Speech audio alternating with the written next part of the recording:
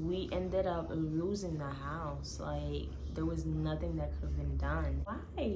Why me, God? We did all of this. Hi everyone, hi YouTube, welcome to my channel. My name is Mackie. I hope everyone is doing great. As you can see by the title of this video, this happened to me, something I would never thought would happen, but it did, and I'm here to tell my story. So without further ado, it's story time. Yes, we lost, my husband and I, our home that we're about to close on the day of it.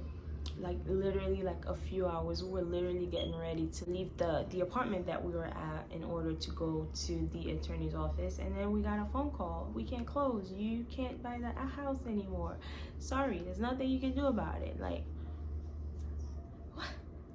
Anyways, so let's backtrack to October, November-ish 2020, when the market was booming. Interest rate were at all-time low.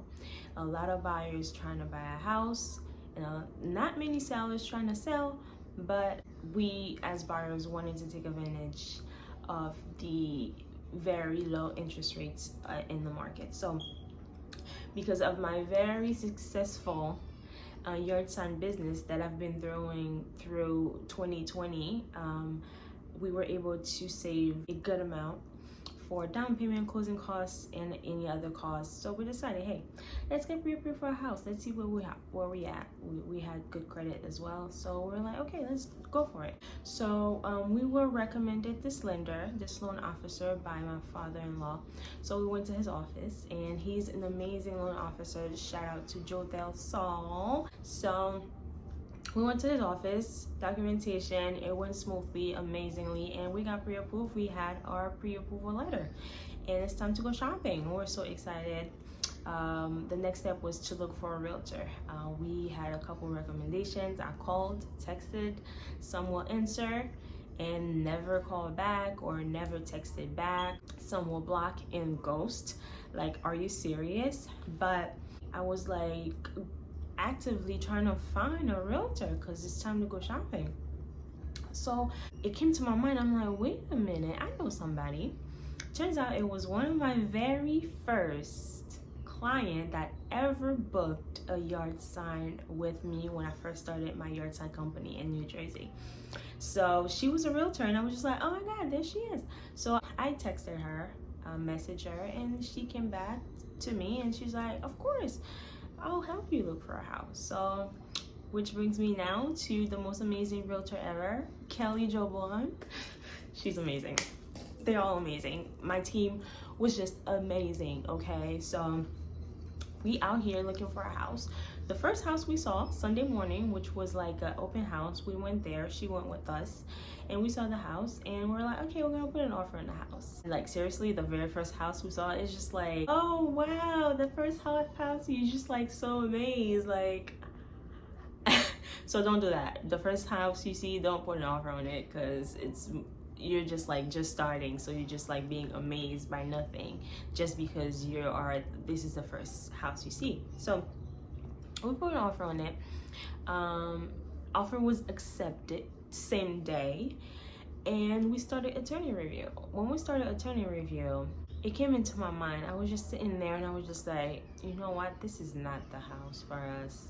It's not it. I can't, no. So I called my realtor. I'm like, yeah, I don't think this is it. Can we not? She's like, yeah, you can back out.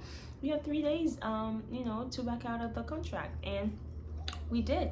So we went back to shopping. She was so amazing. She understood everything. She was there, and she was just like going with us. We see houses, blah, blah, blah. We put offers. We probably put like 15 offers on 15 houses, you guys. 2020 was just like horrible. So we kept putting offers. They kept getting denied. There was one house we even wrote a letter, like to the seller and everything, and that didn't go through. So I was just trying to figure out like what was going on. Like, I was just trying to research on ways that I can actually get my offers accepted from these sellers, and it was just not working out. So I was just on YouTube, I was on Google researching. So I came across this video, and the guy was like, honestly, I don't have the video, or else I would give him credit. So he was just like, how to get your offer accepted? You need to find a motivated seller. And he said a motivated seller is somebody who has a house that has been in the market for a long time. So try to find houses that have been listed for a little longer than usual and see what's going on with the house, see what's going on with the seller. So that seller is most likely motivated to sell because the house has been sitting for like a lot longer, which is what I did. So I went back and put a filter on realtors.com and I found this house.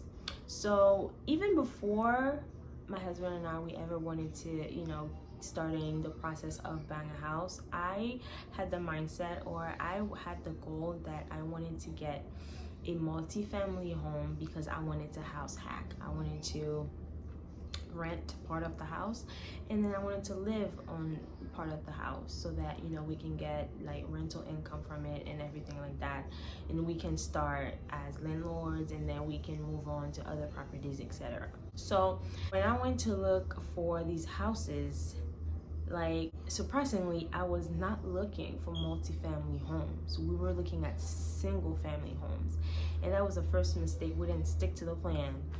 So we were looking for single family homes, and when I put the filter on realtors.com, I saw that house, and it has been on the site for a little while. So we decided to go see it, and it was a fixer-upper.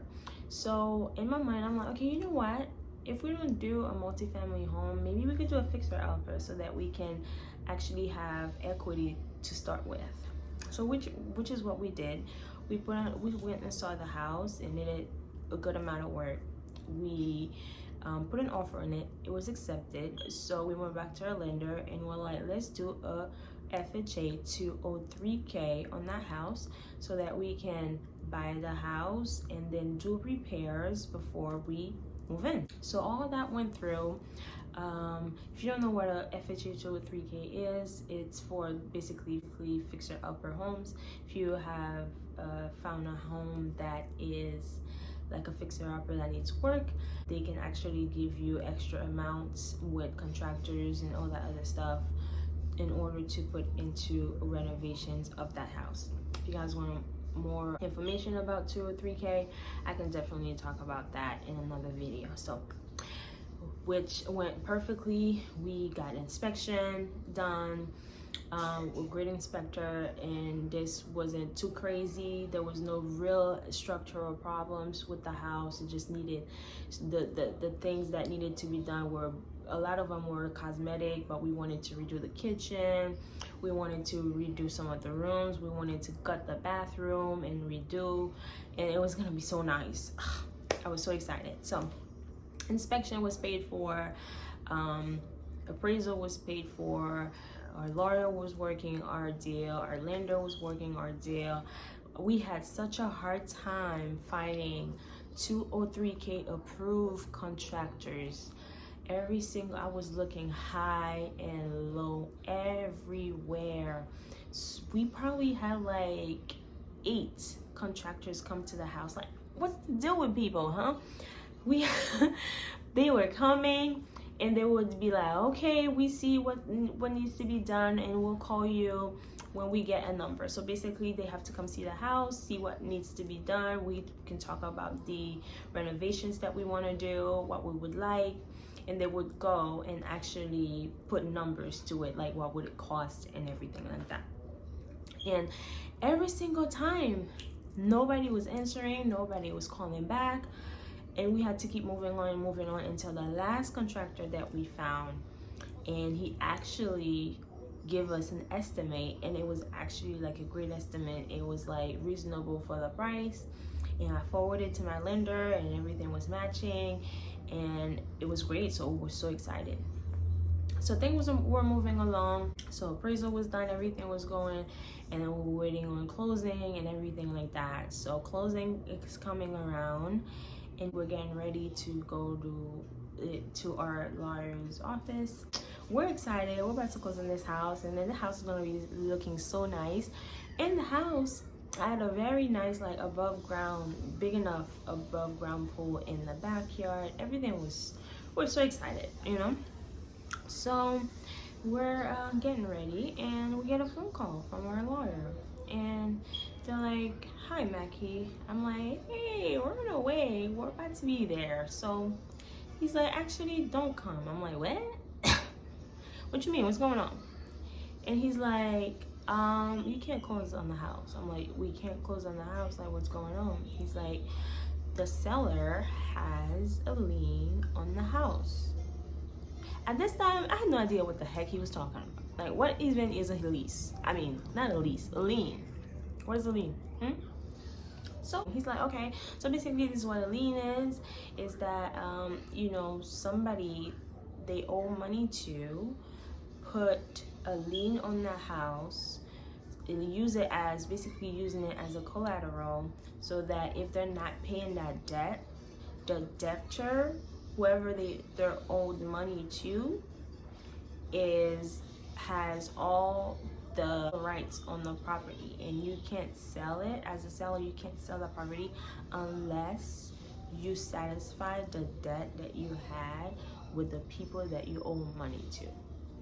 That's the best way I could explain it. So I called my lender, and he's like, "Oh my God, what's going on? Oh my God, I'm so sorry. Like, oh my God, that's crazy." So basically, the seller had such huge liens, and he also had judgments where he owed a lot of people money. And we thought at first that, okay, maybe he can pay the debt. Maybe it's not that much that he can pay the debt, or maybe he can, as he sells the house, equity or the money that he get from the house, he can pay that to the debtor, to whoever he owes money to, and they can release that lien so we can buy it. So it turns out that it was a huge deal, and it was even more than the house was even sold for. So they couldn't even do anything there. And when I got that phone call, I was just home like, what is going on? And I started crying, and I was just like, yo, why me, God?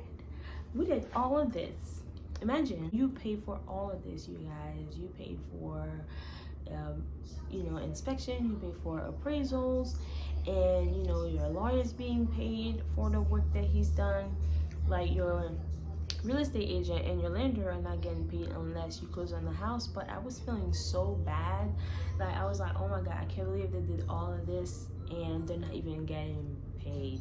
So this is the importance of having people that are actually in your corner, that actually care, because they were there. Like, they will call me, they will like, my realtor will call my lawyer, I'll call my lender, trying to figure out what's going on, even though they knew that there was not really a chance for them to get paid on that deal. But they did all they could to walk me through the rest of that process. So we ended up losing the house. Like, there was nothing that could have been done, and I was so distraught. Like, I was just like, you know what, I'm going to take some time off. So I took a couple of days off, and I was just like, back at it, because there's no time to waste. This didn't go through, then what am I gonna do? I'm just gonna sit here and cry about it forever? No, let's get back to it. We out here, we're just gonna do it again, because as long as I don't have a house, we are going to get one. Which fast forwards to right now. And I feel that it was because our plan wasn't being put into fruition. That house was not meant to be. We were meant to have a multifamily. We were meant to house hack. So that's the blessing part of it. And when I look back right now, I am so thankful that this house had a lien on it, because I wouldn't be where I am today, in the house that I actually really like, and that is bringing me income on top of it. You know what I mean? The other house, the first house, was a single family, so it was not like I was gonna get any income out of it. So let me tell you guys, it's just, you don't quit, basically. You don't quit, you know what I mean? So that's my story, you guys. So I'll see you guys in my next video.